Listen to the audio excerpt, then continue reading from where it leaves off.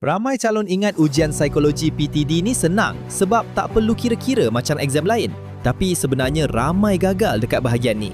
Bukan sebab mereka tak layak, tapi sebab mereka tak faham cara soalan disusun dan macam mana nak jawab dengan betul.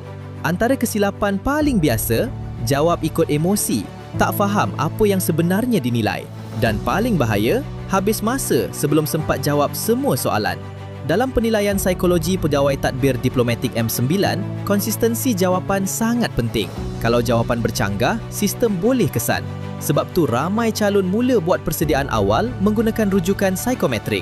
Dalam e-book ni ada nota lengkap jawatan PTD M9, strategi tackle soalan psikometrik, 200 contoh soalan beserta huraian dan teknik urus masa ujian sebenar.